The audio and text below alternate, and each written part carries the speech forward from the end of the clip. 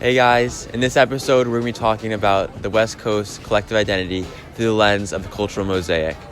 We're here in LA on the Griffith Observatory, and what better place to see the cultural mosaic than this beautiful city, one of the most culturally diverse cities in the world.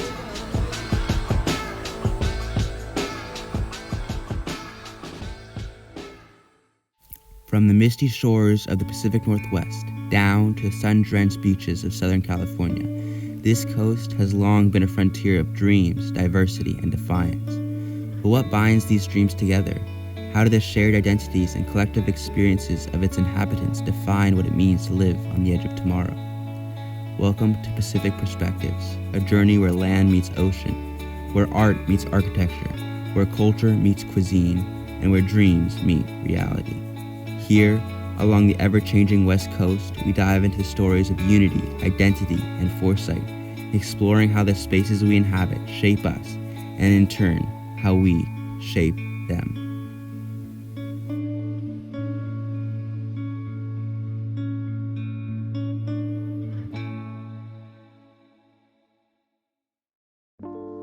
Today, we welcome you to explore the West Coast's diverse food scene with us, where international chefs blend their culinary roots with local flavors. Their dedication to tradition and adaptability gives rise to a delicious fusion of cuisines, reshaping the way we experience food and how the cultural mosaic is strengthened. The West Coast is one of the strongest symbols of the immigration journey in the world. The gold rush and the railroad construction in the 19th century attracted tons of foreigners to North America. Over time, immigrants slowly infused their culture into our collective identity, reshaping the Western society that we live in today. One way of observing the cultural mosaic on the West Coast is through the lens of food.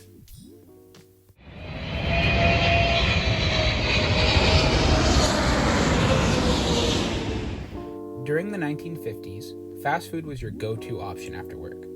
Burgers and fries, the restaurant industry was dominated by chains like McDonald's and In-N-Out. We are fortunate enough to be able to be here in LA at the world's famous Bob's Big Boy, where this cultural phenomenon began. We're here at Bob's Big Boy. We're in LA, beautiful city, and we're at the start of the fast food and free culture.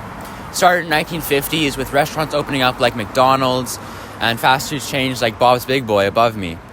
This was a brave new step in the terms of food industry, and it really catered towards the fast and free culture of the West Coast. Fast food and this car culture was incredibly popular until about 1983 when things took a hairpin turn.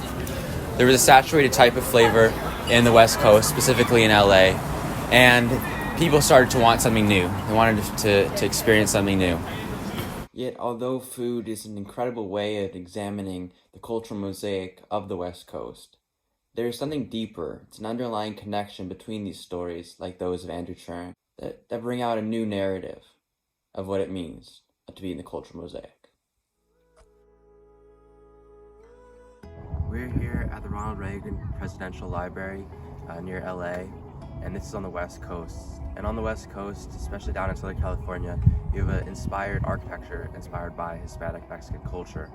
So as you see, this building is inspired by that culture, by that style of architecture, but it's also a fusion of culture.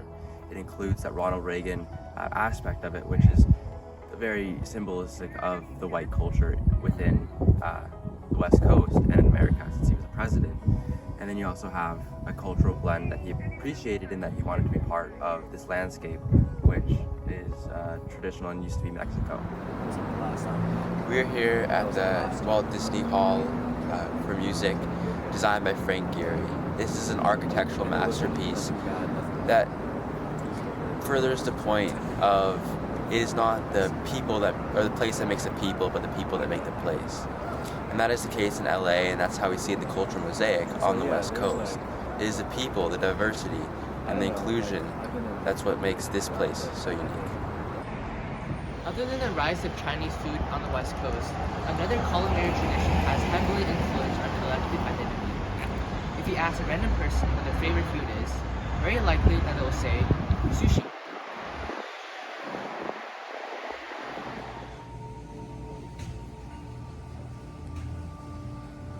My name is Hidekazu Tojo. I'm owner chef Tojo restaurant. I working here since 1971, before you born. So still I'm working. What was it like to bring the Japanese cuisine to Vancouver? And how did people react to the traditional sushi? So it was, sushi is not popular for local people, Canada, because low fish. So I like to change people, image for Japanese food.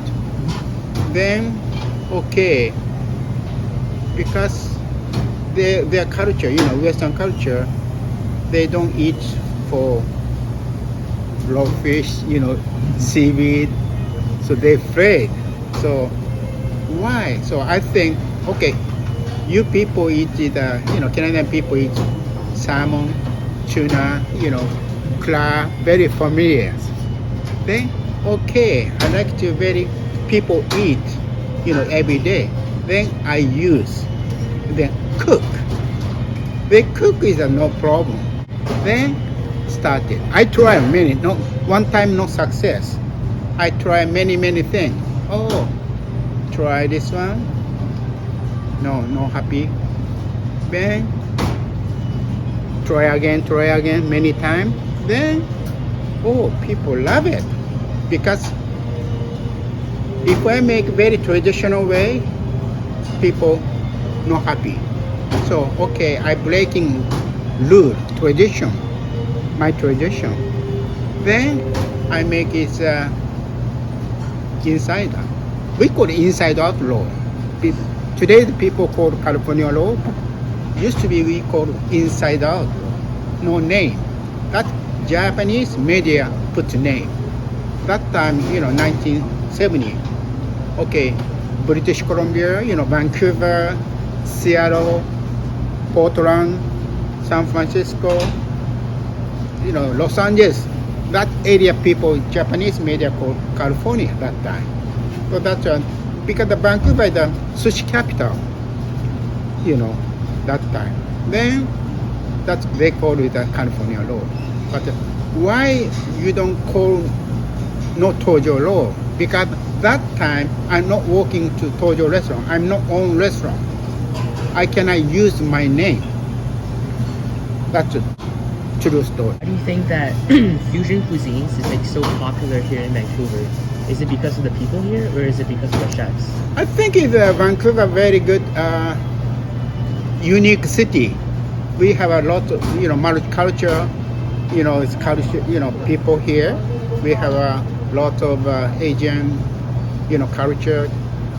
So then after sushi, people challenging. Oh, sushi is good, raw fish. People eat, Then I want to try other food.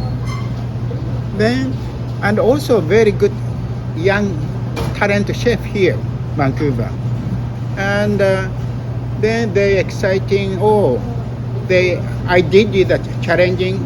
I breaking rule, tradition. The new young people, they break tradition too. Then become, I think Vancouver is a very gourmet city. Many all top hotel, restaurant, they're looking for Canadian chef because they're very talented. Because for no gap between tradition, they challenging all the time. That's very good, And the food is very important. We understand to other culture food, number one. Then people very interested in their country.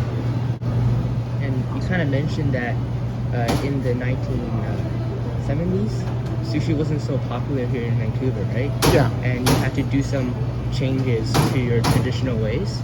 How do you envision like sushi would be like if you, let's say, the California roll never existed, and you never invented like California or any of the, the new sushi rolls? Yeah. Okay. And people, my philosophy use local, local farm. Local, so we have a beautiful tuna, salmon, crab, sailfish, guida, spot prawn. We have a very similar, Japan. So, but local people, they afraid to eat raw fish. Then, okay, you afraid to raw fish? Okay, I don't use raw fish. Cook seafood, then I use for my way, Tojo way, Japanese food. That's new food. So that's why it's people, easy to try. Very easy to into the then, Tojo, I want to try the next time in very traditional way, your way. Okay, I'm very flexible. I can make it a traditional way too. But the beginning, very important, easy to come, very similar your food culture, your background. Not only is it adapting to our fast food culture, we have created more variations than ever before. Dragon rolls, spider rolls, rainbow rolls. All of these were created by sushi chefs who believed in the future of fusion cuisine. These traditional dishes are adapted to suit the Western taste, while our Western palates are adapting to the cultural culinary roots. We try to do the best for everybody. Eddie explains here the importance of bringing multiple cultures into the cuisine. Although much more south than LA and much more south than Vancouver, Costa Rica's west coast does still show this identity of new and fusioned cultures. His restaurant, La Luna, it is on the sunset on a beach, and it brings together the traditional Greek, Italian, and Costa Rican cuisines. We have a little bit of food of like many parts of the world. Yeah. This is the thing. And the food is really different. It's more organic roots like cassava, Right. like sweet potato, many beef, meat, regular. No fish because it's the most high mountain in Costa Rica. It is a little bit about the culture of Costa Rica. And the south is, for example, Punta Arenas is one of the 7 places of Costa Rica. It's really famous, and lobster and shellfish, like crabs. And it's on the coast. We don't buy fruit ready. We Yeah. buy everything fresh and do it. For me, it's one of the most best secrets of this place. Most important, The quality. Sí. Perfecto. Ready for your service. Yeah, thank you. You're welcome, and you? Muchas gracias.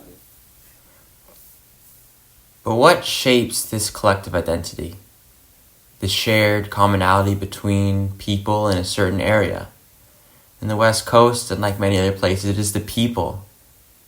It is the people that are influenced by their background, by their culture, and by the culture they come into, the history they come into.